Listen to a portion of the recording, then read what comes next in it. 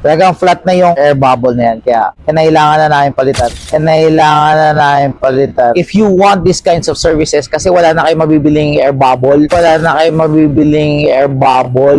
What's up mga ka-sneaker community? Today, ang gagawin namin ngayon, napakita pala sa mga ginawa namin ngayon, ay ang restoration nitong LeBron 8 Space Jam Legacy. So ano nga ba ginawa namin dito? Ang ginawa namin dito is another foam replacement. Ito yung pinalitan namin dyan. Kasi ito, flat na to from Sir. Ito yung itsura niya before, sa mga before pictures. Talagang flat na yung air bubble na yan. Kaya kailangan na namin palitan. At the same time, i-dismantle ng buo yung sapatos ni Sir para maidikit namin ng mas malupit. Kasi I can see here dito sa shoes ni Sir, mukhang ginagamit niya talaga to for basketball kasi may mga scratches na ganyan. So what we did a little para kay Sir, initiman na rin namin to ng onte.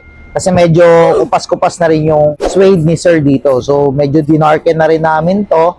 Sinama namin dun sa freebies ni Sir. Yun lang naman. This is a Tune Squad, as you can see dito. Tune Squad siya na LeBron 8. With this, magagamit na ulit ni Sir etong shoes niya kasi pwede na ulit to pang basketball. Okay pa talaga yung outsole. Pinalitan lang namin yung air bubble para talaga magtagal pa. At saka pwede pa talagang gamitin ulit ni Sir. Kasi yung upper niya okay na okay pa talaga.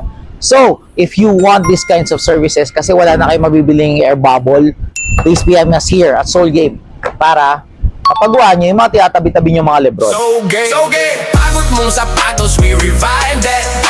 Lakad mo mapigat, we rewind